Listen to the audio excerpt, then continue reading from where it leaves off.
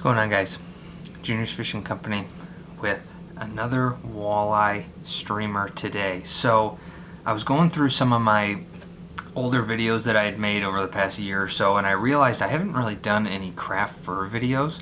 And I was sitting here over the last day or two thinking of some ways to tie like a bigger jig for some of these bigger winter walleye, and I thought I would just might as well do two birds, one stone. So I'm going to be tying a really bright, kind of like a fire tiger jig today. You can tell by the color of this bead that it's going to be nice and bright.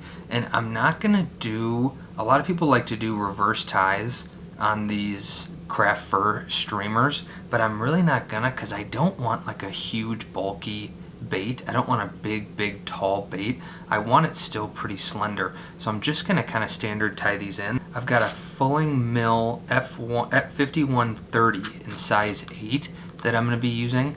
It's barbless, which is fine, but these are really nice hooks. I really like them. To add some flash to this bait, I've got, this is from Orvis. I don't know what brand it is. It's Ice Dub Minnow Back Shimmer Fringe. It's a long name. In yellow pearl and chartreuse. So I'm just going to put this in a couple different spots. The first place I'm going to put it is right away to help add some bulk to the tail, but really just to get flash throughout the bait. I don't want it to be overly flashy, but I also want definitely some flash, because this is, I'm going to use 3 colors of craft fur, and again, I'm going to tie like a really bright bait. So I've got kind of chartreuse, fire orange or whatever, and then just a bright yellow. So I'm going to put this down. I don't really want it, I'm going to go to about where this little screw is, which is about 3 inches on my vise, and so I'll just tie that in. I'm going to tie that in right before my, this is 0.02, I believe, 0.02 lead-free wire. I'm just going to tie this in on what is going to be the bottom of my jig. I'm just going to keep it on the bottom. I'm not going to spin this around because I really don't want it to mess around with my hook. It's going to help a little bit with fouling, but I'm not casting this bait, I'm jigging it.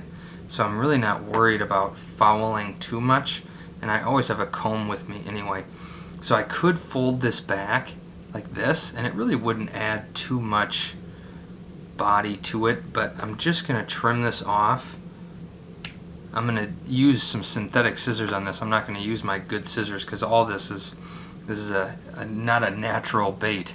I'm just going to put a little bit of super glue down just to make sure that that's going to stick where I want it. So while that dries, I'm going to cover up the rest of my hook.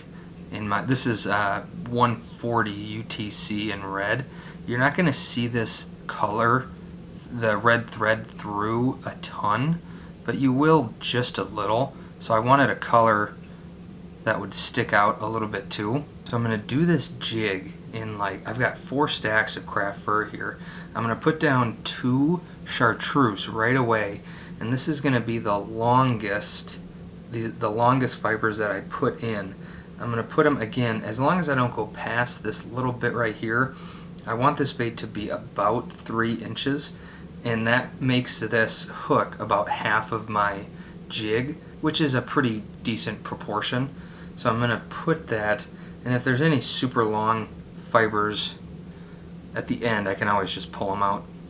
I'm not going to spin this 360 around my jig. I'm going to just kind of do about half. I'm going to comb this out, make sure that it's not sticking together, and then I'll just kind of push it around a little bit. I just don't want this getting messed with on my hook, or my hook point. So I'll just tightly wrap that, and then I can trim off. Again, you could easily push all this back if you wanted to make a really big bait. I'm actually kind of using a lot of craft fur in this, so I'm not worried about doing that. I'm going to flip this around. That's about halfway around, I'd say. I'm going to flip this around, then I'm going to take my other green chartreuse craft fur. I'm going to get it about even with that other craft fur. And I'm just going to take this and I'm going to split it as well as I can into 2 chunks. So that's not perfectly separated, but it'll be good enough.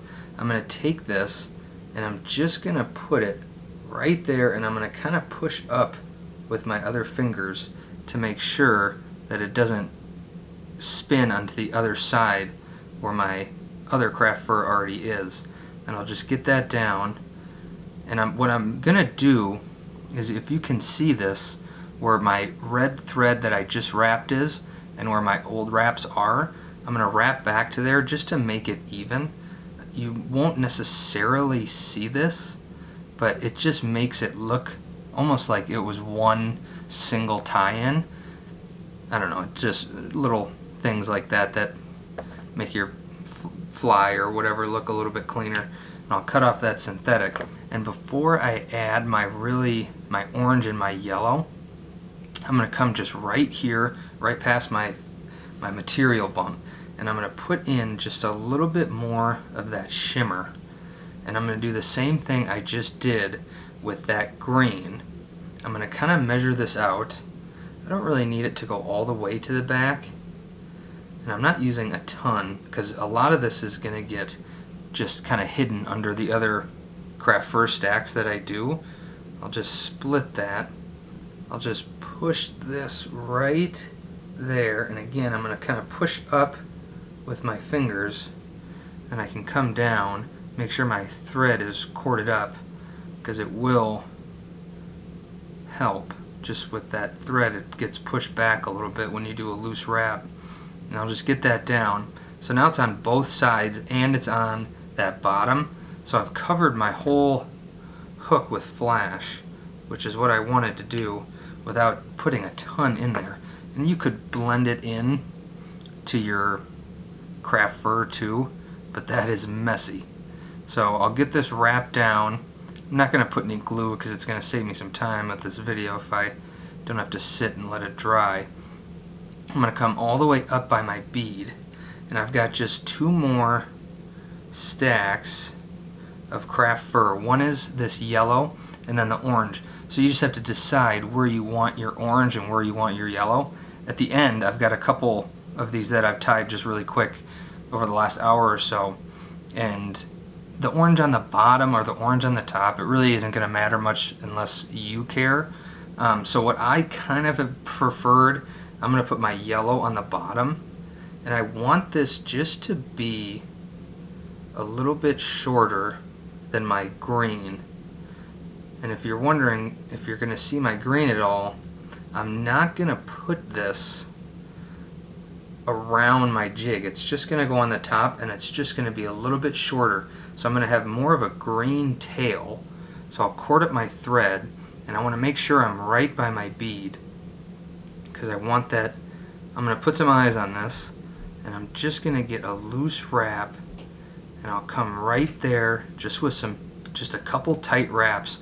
And I'm not going to push that around at all. I'm just going to keep that right on top. That green is still going to show on the sides. And I'm just going to come right up there, and I can just trim all of this off. This craft fur trims pretty good. It's really not too tough of a material to trim. So now I can just flip this around. And again, I want to split this with my hook, and I can get it onto either side. Just make sure, again, it doesn't have to be perfect, because when you can end up just using your bodkin to really even it out. So I'm going to get that pushed right there. Well, I'll measure the length first, I suppose. Make sure that looks pretty good anyway. I thought I had it down, but so I'll get that flipped. I'll just push that right there, push it up just about like that. Again, you just want your thread nice and corded, because it's going to just bite down on that. It's not going to push it around, because I don't want, you can see that little red, but as I do some of these wraps and as I put the eyes on, it's going to cover up some of that red. The first one I did white, and I realized that you could see more white than I thought you were gonna. I just want to get one more good wrap by the collar. I'll push down, and then I can just trim off all this orange. And then I'm going to make sure that this is all even. My thread is even. I don't want to trim too much of that long stuff off. And I'm just going to do some really tight wraps to kind of get all of that stuff. I'm putting eyes on this anyway.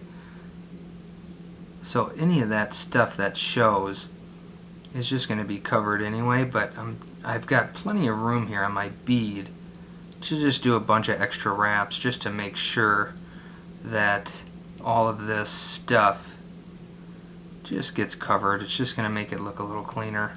And just a few more wraps. I'm going to take just a flat pliers, because with these wraps, with just putting stuff on the top and the bottom, it kind of makes your thread collar look, it's kind of an uneven collar.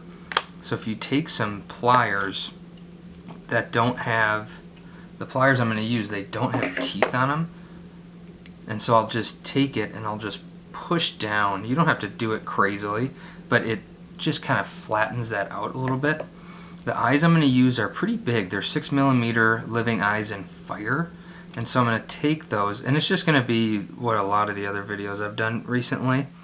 I can get some super glue on them, and I'm going to put these right in the middle. And I don't want them on my bead at all, because I have plenty of room on this body to put these eyes. So I really just want to make sure that they're not touching my bead at all. And then I can take my other one and I can put it on this side. These 6mm are pretty big, but I just prefer a bigger eye. I mean, you could put 3mm or 15 on here. That's completely up to you. A lot of people probably wouldn't even put eyes on, but so I'm going to put those on. I just want to make sure that they're about as even as I can get them. Again, I'm not worried about if I put these higher up. That hook point I have plenty of room on that hook point. That gap right there, I mean, this glue's wet, so I'm not gonna, but I could fit my pinky between there. So I'll let this glue dry, and then we'll get some UV on it. Alright, so that glue should be pretty much, not totally hard, but good enough where I can push it a little bit. So I'm just going to get my UV down. This is medium, what I've used on pretty much all the other videos. I'm not really going to build this up. It's just going to help my eyes kind of stay where I want them. So I can just get that cured. You can put a ton on here if you want, but really, it's just to add that red. It just makes it pop a lot more. So I'll get that kind of pushed back. I just really don't want to get a ton on my craft fur, because that's going to make it just prevent it from kind of falling down when it gets wet. And I really don't need a huge jig. This craft fur is kind of like marabou. It just really mats down, so it looks a lot bigger. Like this looks like a big, really big bait. But so I have my little glass of water here, and I'm just going to try and do this in real time. You can even just kind of push this back, and it kind of starts to form the little body that it's going to want to make when it gets wet. And I can even hold it the right way up. It kind of starts to form a little bit, but if I dunk this in water, and this craft fur really doesn't, I mean, it holds a ton of water, but it's going to hold it. It's not really going to drip off. So then I can take a look. I can put it back in my vise, and I can really see. I can form it a little bit. I can grab like a, you might not want to use like a bodkin or anything like that. You can see that little bump. That sometimes means I have more on one side. I just want to make sure that this stays kind of in its shape, and then when it dries, it'll look, so that orange definitely is coming down a lot more. And I tied one of these with just the orange on the other side, and I just kind of found, I'm not going to get this bait wet again, it's been dry, so it's a little bit bigger than it will be in the water, but this orange is going to be on the bottom, and you could really go either way with it. It's not going to matter a ton. I also used white thread on this one too. Again, little details like that, you care a lot more than a hungry fish. A little 3-inch craft fur jig. I hadn't tied with craft fur in a while. It was kind of nice going back to it. I'm even starting to think of spring baits and summer baits, bigger jigs and stuff like that, 3/8 ounce jigs, and just loading up a bunch of craft fur because it swims really well in the water. Like and subscribe. Junior's Fishing Company. See you on the next one.